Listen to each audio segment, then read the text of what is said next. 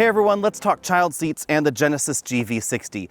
Can you do it? Should you do it? And would there be a better option in this segment? The first thing you should know about the GV60 is that even though this is the luxury cousin to the Ioniq 5 and the Kia EV6, this is notably smaller. It's 7 inches shorter on the outside than the EV6, and that's because this is trying to compete with the likes of the Volvo XC40, the BMW X1 and X2, the Mercedes-Benz GLB, and the Audi Q3. This is theoretically a subcompact luxury crossover based on a compact mainstream crossover, I guess you could say.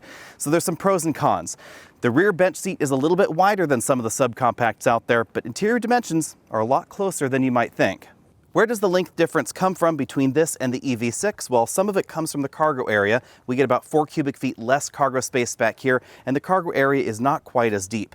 The rest comes from the passenger compartment, mainly in rear seat legroom. Let's talk anchors now. We have 3 top tether anchors, 1 for each of the rear seating positions, and you can see that the 60/40 bench has a recline function, and it's a pretty aggressive recline. The 40% side is about 10 inches further rearward than the other side, which is in its most upright position. Let's see how easy it is to remove the headrests. I like removing headrests if you're going to put a child seat in the back because it saves on putting dents in the rear headrest. Came out pretty easily. You do have to tilt it forward. But in case you're wondering, there really isn't any room back here to store that headrest in the trunk because it just won't fit there under the floor. Genesis gives us 2 sets of latch anchors, 1 for each of the outboard seating positions. They're tucked up right there under the leather upholstery. You can just barely see the anchor if I move the seat cushion up like that. They're pretty easy to latch into and remove because the seat cushion is pretty soft. Latching and unlatching with these anchors can be a bit of a fishing expedition and it requires a bit more muscle, but this does make the rear seats more comfortable for adults than those plastic housings that you sometimes see. For center seat installation, there are no latch anchors, so you're going to have to use the shoulder belt. Fortunately, it does come out of the seat back, which is certainly my preference,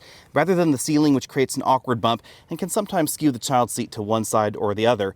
Now, rather unfortunately, the anchor for that shoulder belt, it's down here, definitely inside this outboard seating position. You can see this is the buckle for the outboard seat.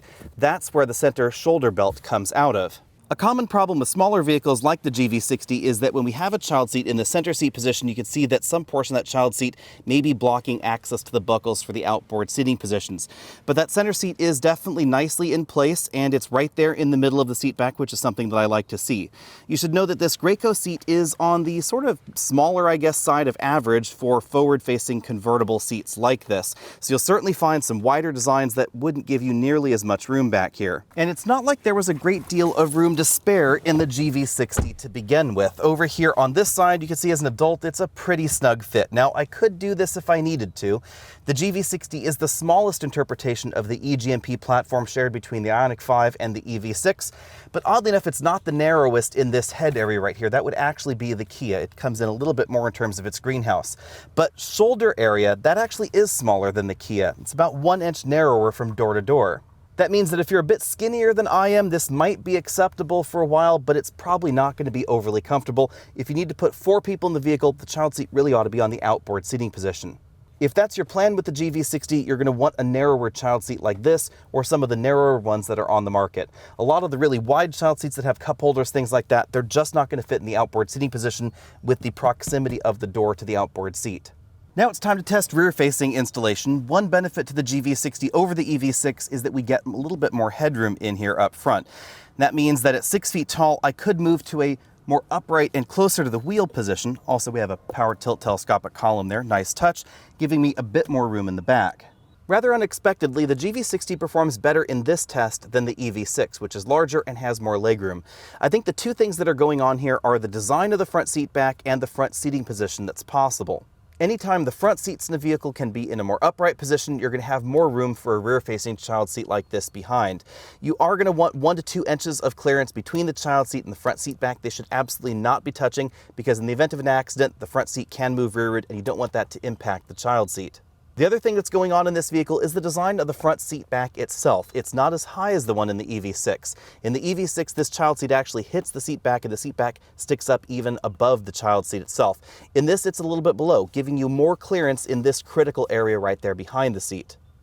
As long as you're comparing this Genesis to other subcompact luxury crossovers from an XC40 Recharge or C40 Recharge over to an Audi Q3 or a BMW or Mercedes, the GV60 performs quite well. And in this category, the rear bench seat Most of them are about the same width as this, so you won't really find extra width across there for extra passengers or extra child seats in an XC40 or in a BMW X1.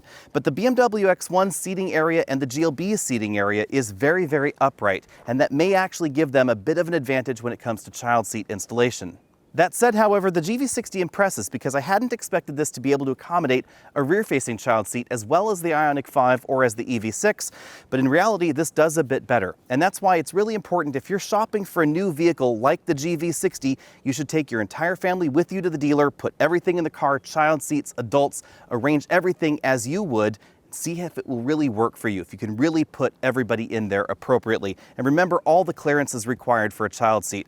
Child seats should not be right against a door because you need space for the side curtain airbags or thorax airbags if your vehicle is so equipped to deploy. And you also need some clearance between the front seats and the rear seats, especially in vehicles with some of the anti-whiplash technology that we see in modern luxury cars. Keep all that in mind. Let me know what you'd like to see in future videos down there in the comment section. And of course, check out the full review of the GV60 that should be on the channel by the time you're watching this. I'll see all of you later.